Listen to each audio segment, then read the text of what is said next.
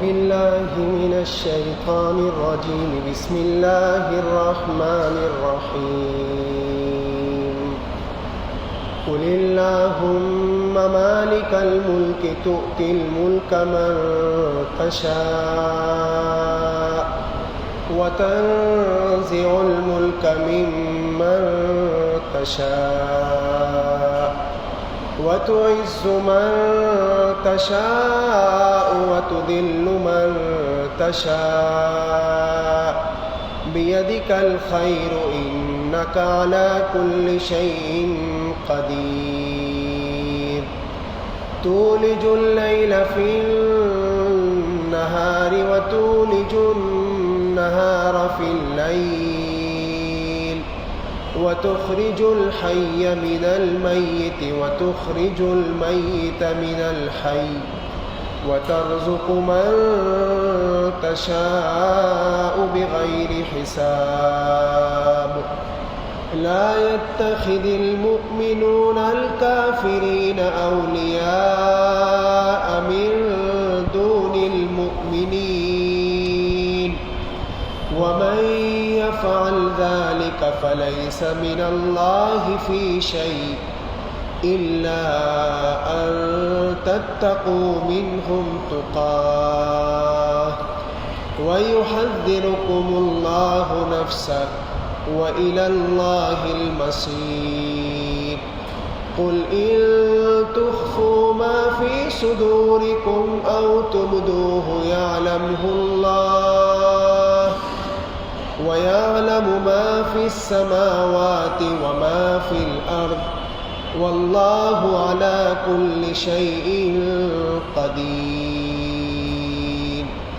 يوم تجد كل نفس ما عملت من خير محضرا وما عملت من سوء تود لو أن بينها وبينه أمدا بعيدا ويحذركم الله نفسه والله رؤوف بالعباد. صدق اللہ.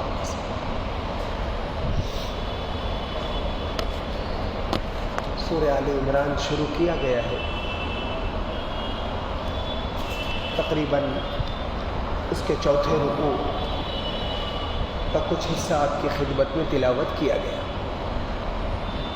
میں ترجمہ کرتا ہوں، اس کے بعد اس کی مختصر سی تشریح پیش کرنے کی کوشش کروں. اللہ پاک فرما رہے، کہہ دو اے اللہ، اے اقتدار کے مالک، تو جس کو چاہتا ہے اقتدار بخشتا ہے اور جس سے چاہتا ہے اقتدار چھین لیتا ہے. جس کو چاہتا ہے عزت بخشتا ہے، وَتُعِزُّ مَن تَشَاءُ، جس کو چاہتا ہے عزت بخشتا ہے، وَتُذِلُّ مَن تَشَاءُ، اور جس کو چاہتا ہے رسوا کر دیتا ہے. تمام تر بھلائی تیرے ہی ہاتھ میں ہے، یقیناً تو ہر چیز پر قادر ہے. تو ہی رات کو دن میں داخل کرتا ہے اور دن کو رات میں داخل کرتا ہے. تو ہی بے جان چیز میں سے جاندار کو برآمد کر لیتا ہے اور جاندار میں سے بے جان چیز کو نکال لاتا ہے، اور جس کو چاہتا ہے بے حساب رزق عطا فرماتا ہے.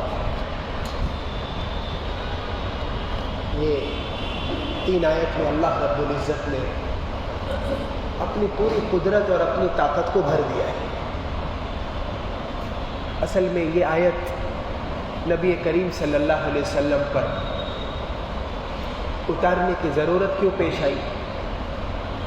اللہ کے رسول صلی اللہ علیہ وسلم غزوہ خندق کے موقع پر صحابہ کرام کے ساتھ خندق کھود رہے تھے. صحابہ خندق کھود رہے تھے. اس میں ایک چٹان ایسی آ گئی کہ صحابہ سے بھی نہیں ٹوٹنے کو ٹوٹ سکی. صحابہ اللہ کے رسول صلی اللہ علیہ وسلم کی خدمت میں تشریف لائے. اللہ کے رسول صلی اللہ علیہ وسلم اس چٹان کے قریب گئے اور 3 کدال ماری.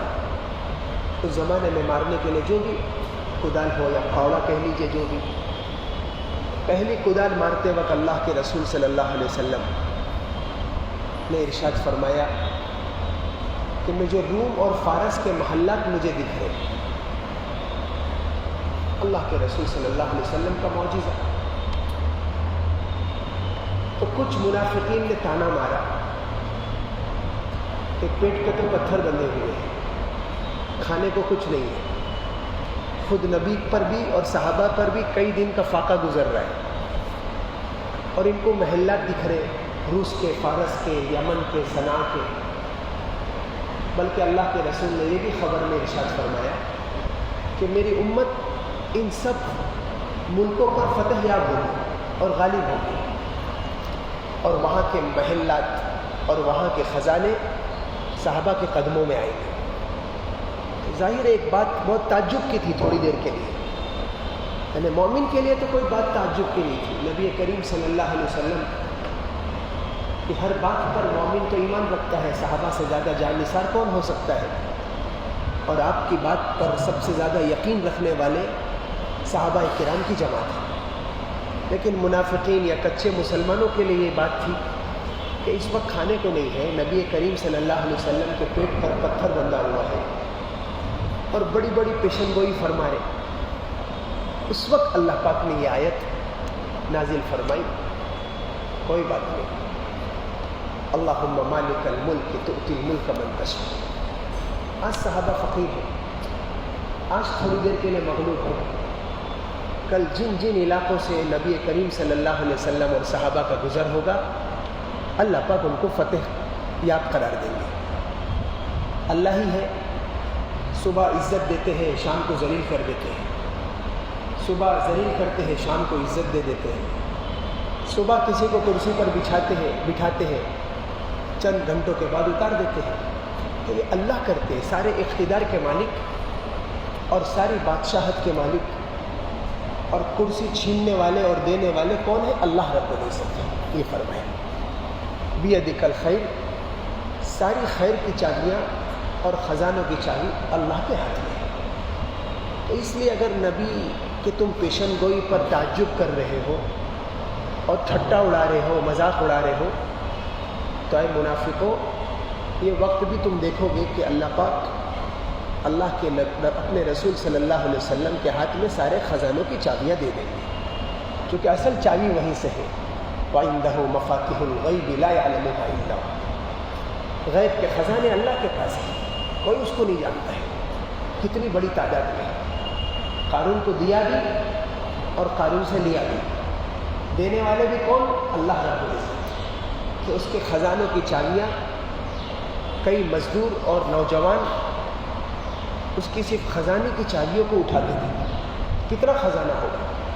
لیکن جب اللہ رب العزت نے اس کو ذلیل کرنا چاہا تو وقت کے نبی کے خلاف جب اس نے بغاوت کی تو اسی خزانے میں اللہ رب العزت نے اس کو دھسا دیا۔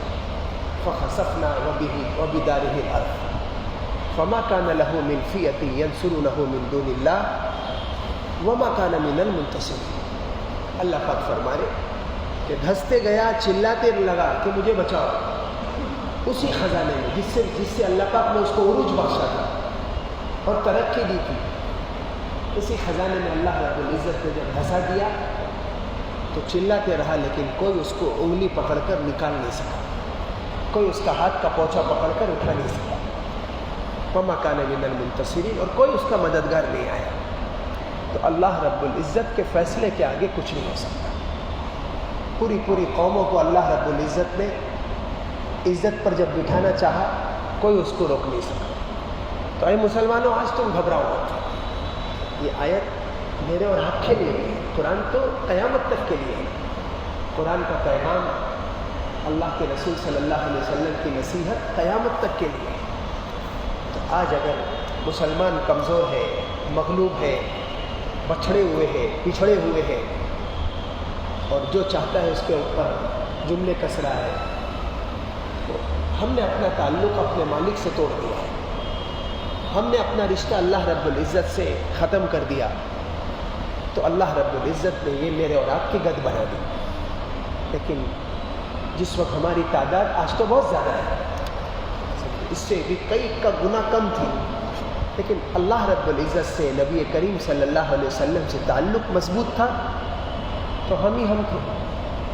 باقی جب ہم نے اللہ کو چھوڑ دیا، اللہ پاک فرما رہے کہ ہم نے تمہیں چھوڑ دیا، بس اللہ فنسینا، ہم اللہ کے احکام کو بھول گئے، اللہ نے ہمیں بھلا دیا۔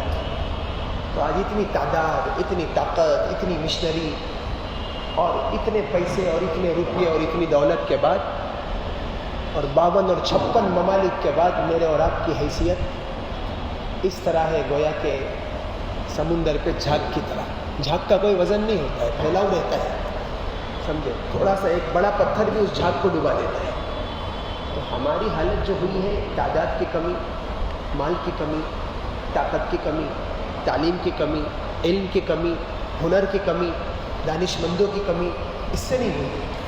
ہماری جو کمی ہو اور ہماری گد جو بن رہی ہے، اللہ سے تعلق توڑنے کی وجہ سے ہو رہی ہے۔ باقی یہ آیت تو اللہ کے رسول صلی اللہ علیہ وسلم پر جس وقت نازل ہوئی، اس وقت بھی اللہ پاک اتنی ہی طاقت کے مالک تھے اور آج بھی اتنی ہی قدرت اور طاقت کے مالک ہیں، اور قیامت کی آخری گھڑی تک اللہ رب العزت ویسے ہی طاقت کے مالک ہوں گے۔ ہم اور آپ کا فارمولہ بدل سکتا ہے، ہماری اور آپ کا مزاج بدل سکتا ہے، اللہ رب العزت اللہ کے رسول صلی اللہ علیہ وسلم سے پہلے جتنی قومیں آئیں، جتنی انبیاء آئے، اس وقت اللہ پاک جو قدرت کے مالک تھے اور اللہ کے اصول اور ضابطے جو اس وقت تھے، آج بھی اللہ اسی طاقت کے ساتھ موجود ہے۔ ہم بدل گئے، اللہ پاک کمزور کبھی بھی نہیں ہوا ہے، یہ یاد رکھنا چاہیے۔ قل اللہم مالک الملک تؤتی الملک من تشاء وتنزع الملک ممن تشاء وتعز من تشاء وتذل من تشاء بیدک الخیر انک علی کل شیء قدیر تولج اللیل فی النہار۔ اللہ ہی تو ہے جو رات کو دن میں داخل کرتا ہے اور دن کو رات میں داخل کرتا ہے، یعنی سردیوں میں دن چھوٹا ہوتا ہے تو گرمیوں کے دن کا کچھ حصہ رات بن جاتا ہے، اور گرمیوں میں دن بڑا ہوتا ہے تو سردیوں کی رات کا کچھ حصہ دن میں داخل ہو جاتا ہے۔ اور تو ہی تو ہے جو بے جان چیز میں سے جاندار چیز کو برآمد کر لیتا ہے۔ بے جان چیز ہے، انڈا بے جان ہے، اس سے مرغی کا بچہ نکلا ہے، اور جاندار میں سے بے جان کو، مرغی جاندار ہے، اس میں سے انڈے کو نکال دیا، کون کرتا ہے؟ اللہ کرتا ہے۔ اور جاندار میں سے بے جان چیز نکال لیتا ہے، اور جس کو چاہتا ہے وَتَرْزُقُ مَن تَشَاءُ بِغَيْرِ حساب، جس کو چاہتا ہے بے حساب رزق عطا فرماتا ہے۔ لا يتخذ المؤمنون الكافرين أولياء من دون المؤمنين ومن يفعل ذلك فليس من الله في شيء إلا أن تتقوا منهم تقى۔ ترجمہ سنو، مومن لوگ مسلمانوں کو چھوڑ کر کافروں کو اپنا یار و مددگار نہ بنائیں، جو ایسا کرے گا اس کا اللہ سے کوئی تعلق نہیں۔ وَمَن يَفْعَلْ ذَلِكَ فَلَيْسَ مِنَ اللَّهِ فِي شَيْءٍ، اس کا اللہ سے کوئی تعلق نہیں، الا یہ کہ تم ان کے ظلم سے بچنے کے لیے بچاؤ کا کوئی طریقہ اختیار کرو۔ وَيُحَذِّرُكُمُ اللَّهُ نَفْسَهُ، اور اللہ تمہیں اپنے عذاب سے بچاتا ہے اور اسی کی طرف سب کو لوٹ کر جانا ہے۔ اور اس آیت میں اللہ رب العزت نے زبردست ڈانٹ پلائی ہے اور زبردست خطرے سے آگاہ کیا ہے۔ یہ ایک ایسی بیماری کی طرف اللہ رب العزت نے اشارہ کیا ہے جو اس زمانے میں منافقون میں بھی تھی، اور آج ہم جس کو اپنے آپ کو پکا مسلمان سمجھتے ہیں، یہ بیماری ہمارے اندر بھی ہے۔ کیا بیماری؟ کافروں سے دوستی کرنا، کافروں کی تعریف کرنا۔ اللہ پاک فرماتا ہے دوستی کا ترجمہ کیا ہے؟ پہلے بات کو سمجھو، یعنی دلی محبت، اسی کو تو دوستی کہتے ہیں کہ فلاں دوسرے کا دوست ہے۔ دوست کا مطلب دل دینے والا، وفادار، سچا، ہر آڑے موقع پر اس کے کام آنے والا دوست، اسی کو کہتے ہیں نا۔ ہم جو مثالیں دیتے ہیں، تو دوستی کا اصل مفہوم یہی ہے کہ دلی تعلق رکھنے والا۔ تو اللہ رب العزت ہم مومنوں کو بتلا رہے ہیں، بلکہ ڈانٹ رہے ہیں کہ تم کافروں کو دوست مت بناؤ۔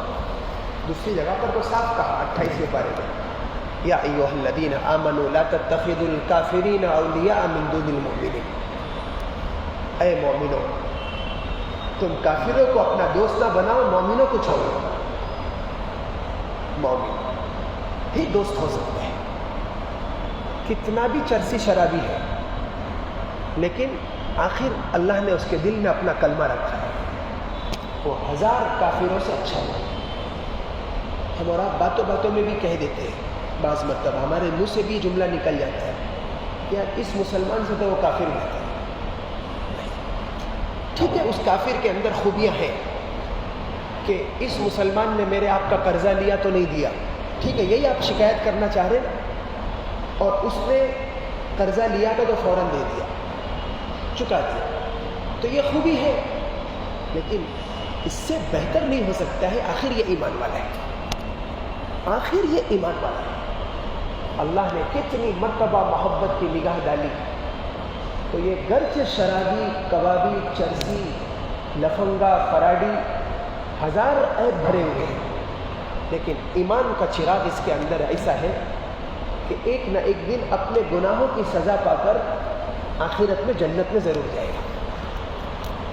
اور یہ کافر کے پاس لاکھوں خوبیاں اس کے دل میں ہوں, بہت اچھا پڑوسی, رات کو 2 بجے آپ کے دوست نے فون کاٹ دیا مسلمان نے, اس نے فوراً آپ کے گھر پر آ گیا کہ میں حاضر ہوں, کیا مدد کی ضرورت ہے, ٹھیک ہے, سب کچھ بہت خوبیاں.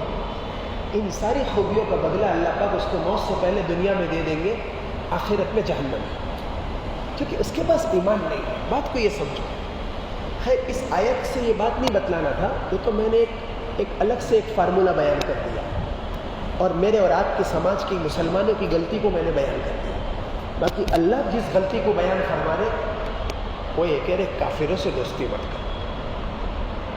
کتنے بزنس مین, کتنے پڑوسی ایک دوسرے کے ساتھ میں اٹھنے بیٹھنے والے, محلے میں تو کافر بھی ہیں ہمارے, تو ہم ان کے ساتھ ہمدردی کا معاملہ کریں گے, اخلاق برتیں گے. آپ کا پڑوسی ہے رامو شامو, کافر ہے, کوئی تکلیف آ گئی, آپ فوراً اس کے دروازے پہ پہنچ جاؤ گے. اس کی بیوی کے پاس کوئی تکلیف ہے, آپ اپنی بیگم کو بھیج کر اس کی تکلیف دور کرو گے. اس کو کوئی تکلیف آ گئی, کوئی پریشانی میں آ گیا, کوئی بیماری میں آ گیا, میڈیکل کا پیسہ نہیں ہے, کوئی دوائی کا پیسہ نہیں, آپ فوراً دے دو گے, چونکہ پڑوسی. ہمدردی کو اللہ رب العزت منع نہیں کرے, نفع پہنچانے کو منع نہیں کرے, اخلاق برتنے کو منع نہیں کرے, یہاں تک کہ معاملات بھی کرنے کو منع نہیں کرتے. آپ کا کافر پارٹنر ہو سکتا ہے, ہو سکتا ہے, کیوں نہیں ہو سکتا ہے. کافر کی کمپنی میں ہم مسلمان مزدوری کر سکتے ہیں, ہمارے آپ کی فیکٹری ہے, کافر مزدوری اور ملازمت کر سکتا ہے. بات ہو رہی ہے دوستی کی, بات ہو رہی ہے دلی محبت کی. دلی محبت مطلب آج میرا موڈ ہو رہا ہے, آپ نے کہا اپنے دوست سے, پڑوسی سے کہ فلاں ہوٹل میں کھانا کھائیں گے, ساتھ میں پکنک پہ جائیں گے, گھومنے جائیں گے. یہ کافروں سے دوست ہے. یہ معاملہ دوست مسلمان ہی کے ساتھ کر سکتا ہے. اللہ رب العزت ہمدردی آپ کر سکتے ہیں, اس کو عربی میں مواسات کہہ سکتے ہیں, غم خواری کر سکتے ہیں, اس کے آڑے موقع پر کام آ سکتے ہیں. اس میں عربی کا ورڈ آتا ہے مواسات, اور ایک آتا ہے موالات. یہ موالات کو اللہ پاک نے منع کیا ہے, ولی سے, دوستی سے بنایا. ولی, اللہ ولی الذین آمنوا, اللہ دوست ہے ہر مومن کا. ولی کہتے دوست کو, ولی, عربی میں ولی کہتے دوست کو, اردو میں کہہ رہا ہوں دوست. آپ ہمدردی کس نے منع کیا؟ آپ کو کریے نا, آپ کو معاملات کرنا ہے, کریے نا. آپ ان کے ساتھ اخلاق برتنا چاہ رہے ہیں, آپ کریے ان کے ساتھ, بالکل بالکل. آپ کا دوست ہے, پارٹنر ہے, سوری دوست تو نہیں بول سکتے, پارٹنر ہے, پڑوسی ہے, محلے میں رہ رہا ہے, آپ اس کی خدمت کریں. اور مسلمانوں نے آج سے نہیں, کورونا کے زمانے میں تو بہت کیا, اس سے پہلے بھی مسلمان کی اللہ کے رسول صلی اللہ علیہ وسلم کی تعلیمات ہی ہیں. مارنا دھاڑنا وہ جہاد کی آیت الگ ہے, سمجھے قرآن کی. وہ جب کافر تمہارے اوپر چڑھ آئے تو تم پھر جا کر ان کی ٹانگیں توڑ دو, وہ الگ مسئلہ ہے. وہ قرآن نے جہاد کا ایک الگ سبق پڑھایا ہے. اس آیت کو یہاں فٹ نہیں کرنا ہے, بالکل فٹ نہیں کرنا. اگر کوئی فٹ کر رہا ہے تو بالکل غلط بیانی سے کام لے رہا ہے. آپ محلے میں رہ رہے، اپنے اچھے اخلاق، اپنا اچھا کردار، اپنی اچھی خدمات پیش کرنے کوئی منع نہیں کر رہا ہے۔ اللہ پاک بھی فرما رہے اور نبی کریم صلی اللہ علیہ وسلم کی سیرت کا بھی خلاصہ یہ ہے کہ آپ کافروں سے ہمدردی کرو، ان کے آڑے موقع پر کام آؤ، ان کی مشکل اور کٹھن مرحلوں پہ تم ان کا ساتھ دو، یہ سب کرنا ہے، بالکل کرنا ہے۔ لیکن دوستی، پکنک منانا، گھومنے جانا، ہر مشورہ ان سے کرنا، ایسا کیوں کر رہے آپ؟ دوستی نہیں کر سکتے۔ لا يتخذ المؤمنون الکافرین اولیاء من دون المؤمنین، قرآن میں 10-12 جگہ پر اللہ پاک نے یہ آیت نازل فرمائی الگ الگ انداز سے، اس میں سے ایک آیت یہ ہے، اور ایک 28ویں پارے کی میں نے آیت پڑھی کہ کافروں کو، مسلمانوں کو چھوڑ کر کافروں سے دوستی مت کرو۔ ایک سوال ہوگا کہ اللہ پاک نے اتنا سخت حکم کیوں نازل فرمایا؟ بھائی آخر کافر تو اللہ کا باغی ہے نا۔ ایک شخص ہے محلے میں، اس کو میں مثال دے کے سمجھاتا ہوں، دن بھر غریبوں کو دوائی بانٹتا ہے، محلے میں کمبل تقسیم کرتا ہے، اناج تقسیم کرتا ہے، لیکن رات کو گھر پر آ کر اپنے ماں باپ کو جوتے سے مارتا ہے۔ آپ کیا کہو گے اس کو؟ آپ کیا کہو گے اس کو؟ اس کے دن بھر کی خوبیاں ایک طرف، لیکن رات کو ماں باپ کو جوتے سے مارنا، یہ اس کی بددینی، بد اخلاقی ہے کہ نہیں؟ اسی طرح دن بھر اور 24 گھنٹے ایک آدمی خیر کا کام کر رہا ہے، لیکن اللہ سے بغاوت مچائے ہوا ہے، اللہ کا کلمہ نہیں ہے اس کے اندر، تو یہ کافر کتنی بھی خوبیوں کا مالک ہو، اللہ کا باغی ہے اور ہم اللہ کے محبوب ہیں۔ میرا جینا، مرنا، کھانا، پینا سب اللہ کے ماتحت ہے، ہم اللہ اور اس کے رسول کو مانتے ہیں، ان کو دل و جان سے تسلیم کرتے ہیں، اور یہ شخص اس کا انکار کرتا ہے 1000 خوبیوں کے بعد۔ تو جس طرح وہ ماں باپ کو مارنے والا، دن بھر کمبل تقسیم کرنے والے کی محنت ڈسٹبن میں چلی گئی، اس کا یہ گناہ اس سے بڑا ہے کہ نہیں؟ تو اللہ کی بغاوت یہ ساری خوبیوں پر حاوی ہے کہ وہ اللہ کا باغی بنتا ہے۔ تو جو اللہ کا، ایسا بھی ہم اور آپ کہتے کہ میرے آپ سے دوستی ہے، آپ میرے دشمن سے اگر دوستی کرو گے تو میں ڈاکٹر صاحب سے کہوں گا کہ نہیں، آپ کو میرے ساتھ رہنا ہے کہ اس کے ساتھ رہنا ہے؟ اس لیے کہ دوست کا دوست بھی دوست ہوتا ہے، دشمن کا دشمن بھی دشمن ہوتا ہے۔ آپ ایک طرف مجھ سے دوستی کا دعویٰ کر رہے ہیں اور میرے دشمنوں کے ساتھ اٹھتا بیٹھتے ہیں، تو اللہ بھی تو ہم سے آپ سے پوچھیں گے کہ ٹھیک ہے بہت ساری خوبیوں کا مالک تھا، تیرے آڑے موقع پر کام آیا، لیکن اللہ کے کلمے کا تو انکار کر رہا ہے وہ، تو وہ اللہ کا باغی بندہ ہے۔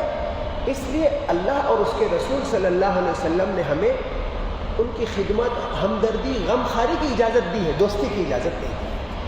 اس لیے دوستی کے لیے تو اس کا بھی مومن ہونا ضروری ہے، اس کا بھی متقی ہونا ضروری ہے۔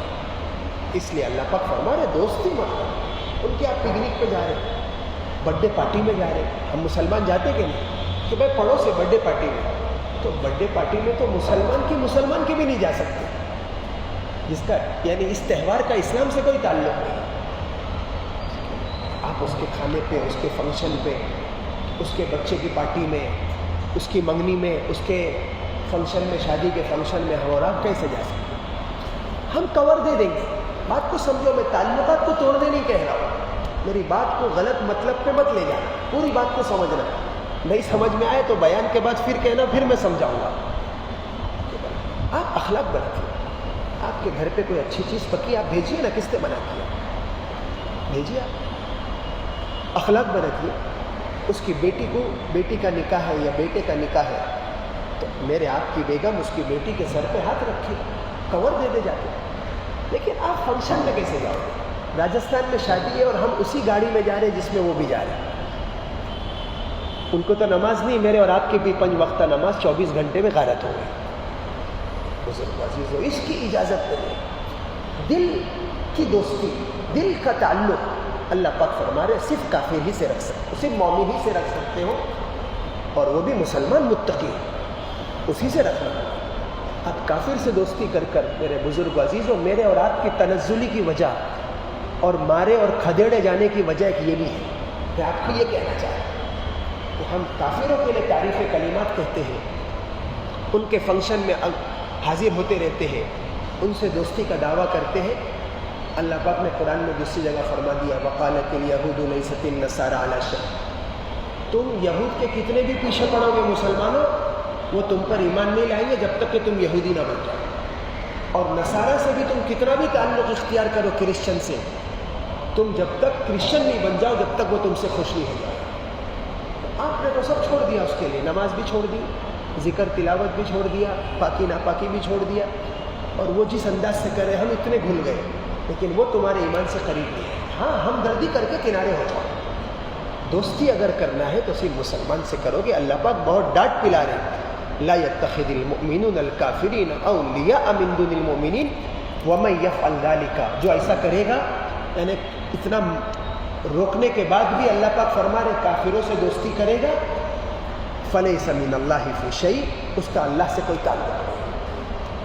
اس لیے کہ جب ایک دوست اعلان کر دیتا ہے کہ تم میرے دشمن سے ملو گے تو میرے دوستی آپ سے نہیں رہے گی، تو اللہ پاک اعلان فرما رہے جب میرے باقی بندوں سے تم ہنسو گے، بولو گے، کھاؤ گے، پیو گے، ساتھ میں ان کے فنکشن کو اختیار کرو گے اور ان سے دوستی کرو گے، اللہ پاک فرما رہے ہم سے کوئی تعلق نہیں، اور اللہ سے جب تعلق نہیں تو میرے اور آپ کی کون بگڑی بنائے گا؟ وَمَن يَفْعَلْ ذَلِكَ فَلَيْسَ مِنَ اللَّهِ فِي شَيْءٍ إِلَّا أَن تَتَّقُوا مِنْهُمْ تُقَاتٍ وَيُحَذِّرُكُمُ اللَّهُ نَفْسَهُ، اللہ تمہیں اپنے عذاب سے بچاتا ہے، اگر تم یہ کرو گے تو اللہ عذاب نازل کرے گا، یہ بولنا چاہ رہے اللہ تعالیٰ۔ وَإِلَى اللَّهِ الْمَصِيرُ، اور اللہ کے پاس کل تمہیں لوٹ کر جانا ہے۔ قُلْ إِن تُخْفُوا مَا فِي صُدُورِكُمْ أَوْ تُبْدُوهُ يَعْلَمُهُ اللَّهُ، اے رسول لوگوں کو بتا دو جو کچھ تمہارے دلوں میں ہے تم اسے چھپاؤ یا ظاہر کرو، اللہ اسے جان لے گا۔ تم بولو گے کہ نہیں میں تو صرف ظاہری اخلاق برت رہا ہوں، ہمدردی کر رہا ہوں، اور دل کا تعلق تمہارا اگر اس کے ساتھ ہوگا تو تم دنیا والوں سے تو چھپا سکتے ہو، لوگوں اللہ سے نہیں چھپا سکتے۔ تعلق تو ظاہر ہو ہی جاتا ہے، پھول کی خوشبو کو کوئی چھپا نہیں سکتا، مشک کی خوشبو تو ظاہر ہو ہی جاتی ہے، اس کو کوئی چھپا نہیں سکتا، اور جو کچھ آسمانوں میں ہے، جو کچھ زمین میں ہے، وہ سب جانتا ہے، اللہ ہر چیز پر قادر ہے۔ وہ دن یاد رکھو جس دن کسی بھی شخص نے نیکی کا جو کام کیا ہوگا اسے اپنے سامنے موجود پائے گا، اور برائی کا جو کام کیا ہوگا اس کو بھی اپنے سامنے دیکھ کر یہ تمنا کرے گا کاش اس کے اور اس کی بدی کے درمیان بہت دور کا فاصلہ ہوتا۔ اللہ تمہیں اپنے عذاب سے بچاتا ہے، وہ اللہ رؤوف بالعباد، اور اللہ بندوں پر بہت شفقت رکھتا ہے۔ سبحان اللہ وبحمدہ، سبحانک اللہم وبحمدک، اشہد ان لا الہ الا انت، نستغفرک ونتوب۔